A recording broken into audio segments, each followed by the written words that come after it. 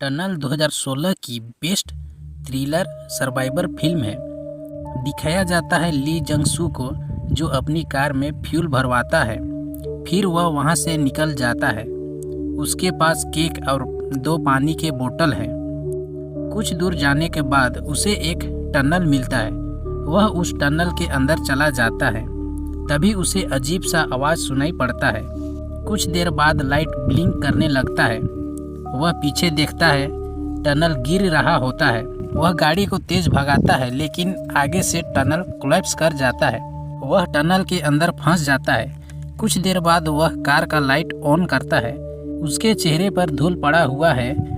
वह उस टनल में फंस गया है। वह वहां से भाग भी नहीं सकता, क्योंकि उसका कार टनल के मलबे से दबा हुआ है। वह अपना फ़ोन निकालता है और 119 पर कॉल करता है, लेकिन कॉल नहीं लगता, क्योंकि फ़ोन में नेटवर्क भी नहीं है। वह फ़ोन को इधर उधर करता है। अचानक नेटवर्क आ जाता है। उसके बाद वह 119 पर कॉल करता है और उन्हें बताता है कि वह टनल में फंस गया है, टनल कोलैप्स हो गया है। वे यहाँ आए और उसे बाहर निकाले। कुछ देर बाद वहाँ बचाव दल आता है। वह देखते हैं कि टनल बहुत ख़राब तरीके से कोलैप्स कर गया है। सारे टीवी चैनल में उस टनल का कोलैप्स होने का खबर चल रहा है। खबर में बताया जाता है कि उस टनल का 1 महीने पहले उद्घाटन हुआ था, इसलिए वहाँ ट्रैफिक ना के बराबर होता था। पुलिस का दावा है कि कम से कम एक आदमी उस टनल में फंसा हुआ है, जिसका नाम ली जंग सू है। वह कार डीलर है। उसका उम्र 38 साल है। सी हैन, जो कि ली जंग सू की वाइफ है, वह न्यूज़ देख लेती है। ली जंग सू को कॉल आता है। वह कॉल रिसीव करता है। उधर से आवाज़ आता है कि वह न्यूज़ रिपोर्टर जो यंग बोल रहा है। वह बताता है कि उसे बाहर निकालने में बहुत समय लगेगा, इसलिए उसके पास जो भी खाने का सामान है उसे बचा बचा कर खाए। डी क्यूंग बचाव दल का इंचार्ज है। उसे पता चलता है कि कोई ली जंग सू से बात कर रहा है। वह बाहर जाता है और उस न्यूज़ रिपोर्टर को बात करने से मना करता है, क्योंकि अगर उसका बैटरी खत्म हो जाएगा तब उसे ढूंढने में ज़्यादा समय लगेगा। डी क्यूंग अंदर जाता है। ली जंग सू का कॉल आता है। डी क्यूंग उससे बताता है कि उसे बचाने में 1 सप्ताह का समय लगेगा, इसलिए वह पानी को थोड़ा थोड़ा करके पिए। डी क्यूंग पूछता है कि वह टनल के अंदर गाड़ी को कितना दूर तक चलाया था, ताकि पता चल सके कि वह कहाँ पर फंसा हुआ है। ली जंग सू बताता है कि उसके पास एक फैन गिरा हुआ है। डी क्यूंग सुरंग के नक्शे में देखने लगता है। ली जंग सू पूछता है कि क्या वे उसे बचा पाएंगे। डी क्यूंग बताता है कि रेस्क्यू के मामले में वे कोरिया में सबसे बेस्ट है। डी क्यूंग उससे कहता है कि वह अपना मोबाइल ऑफ करके रख दे। वे हर दिन दोपहर 2 बजे बात करेंगे। अगले सीन में दिखाया जाता है कि वे ड्रोन को टनल के अंदर भेजते हैं, लेकिन कुछ दूर जाने के बाद ड्रोन गिर जाता है। फिर वे डिसाइड करते हैं कि वे खुद उस टनल के अंदर जाएंगे। बचाव दल का इंचार्ज और उसका एक साथी टनल के अंदर जाते हैं। उसका साथी वीडियो बनाता है। इंचार्ज कार से निकलकर उस कोलैप्स टनल को अच्छे से देखने लगता है। उसका साथी हॉर्न बजाता है। कुछ देर बाद ली जंग सू का कॉल आता है। इंचार्ज उससे बातें करता है। ली जंग सू बताता है कि उसे हॉर्न सुनाई दे रहा था। इंचार्ज समझ जाता है कि वह कुछ ही दूर में है। तभी ऊपर से धूल गिरने लगता है। वे इधर उधर देखते हैं। तभी आगे से बहुत ही ज़्यादा धूल गिरने लगता है। वे कार के अंदर जाकर बैठ जाते हैं। तभी टनल का बड़ा सा हिस्सा ऊपर से कार के आगे गिरता है।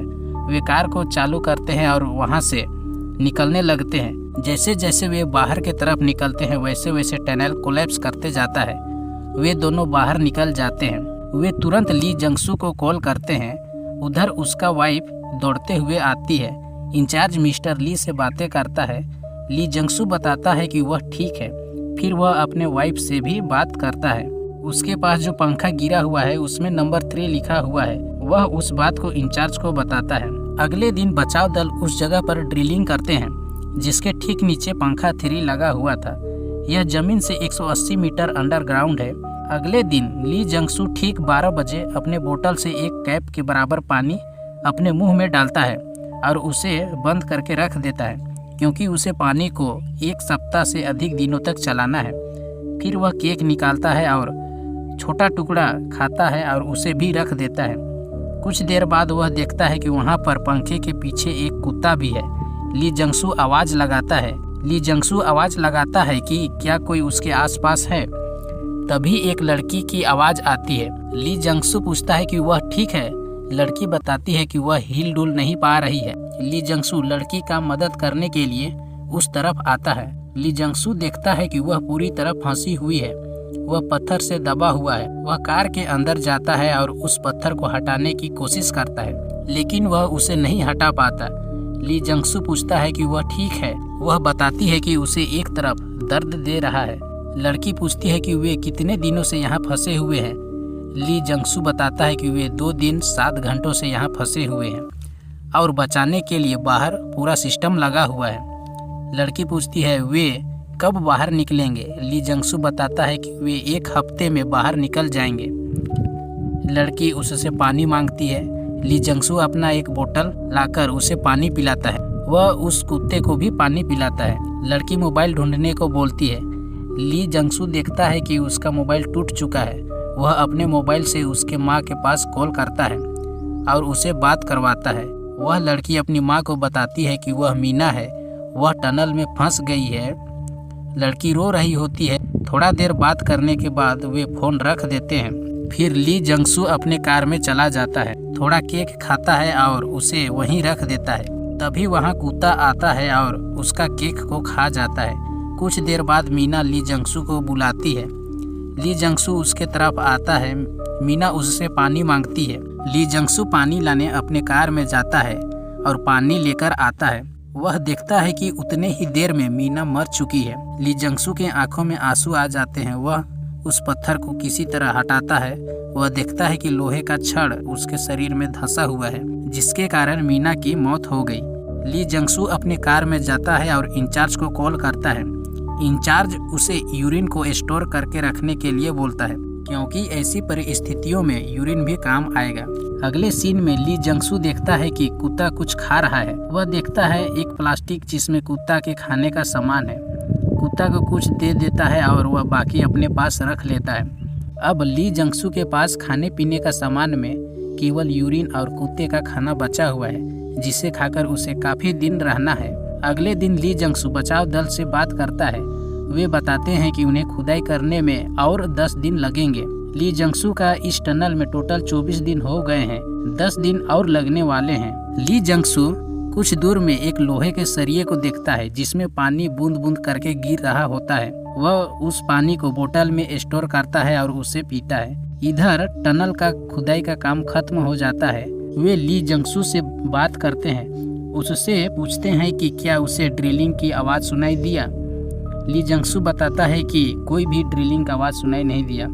बचाव दल उस ब्लूप्रिंट को फिर से देखते हैं। उन्हें पता चलता है कि वे बाय मिस्टेक गलत जगह पर ड्रिलिंग कर दिए, क्योंकि टनल में 6 जगह 12 पंखे लगे हुए हैं, लेकिन उन्हें लगा कि 7 जगह पंखे हैं। उनका 17 दिन का मेहनत बेकार चला गया। इंचार्ज ली जंगसू को कॉल करता है और उसे पूरा सच बताता है। यह सुन ली जंगसू बहुत गुस्सा जाता है। ली जंगसू रोने लगता है और अपनी वाइफ से कहता है कि वह अपना और बेटी सुजिन का ख्याल रखे। अब उसके मोबाइल का बैटरी भी खत्म होने वाला है।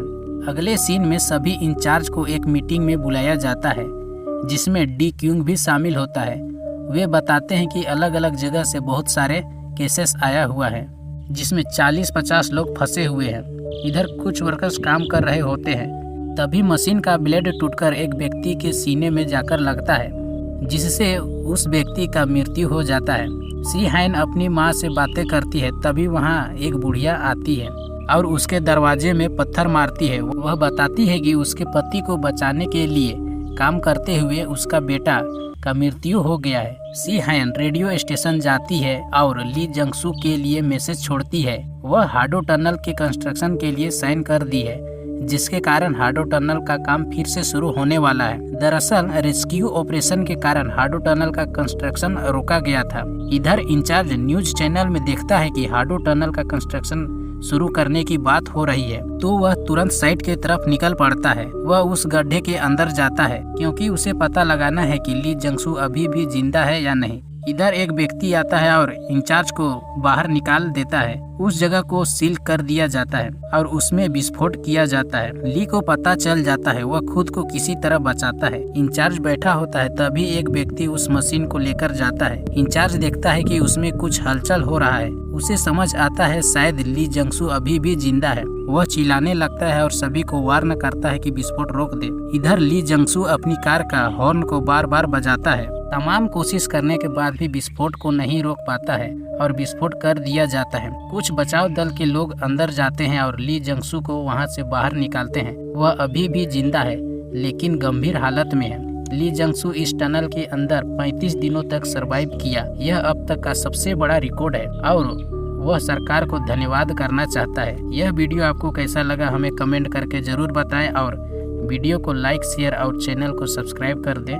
मिलते हैं अगले वीडियो में। धन्यवाद।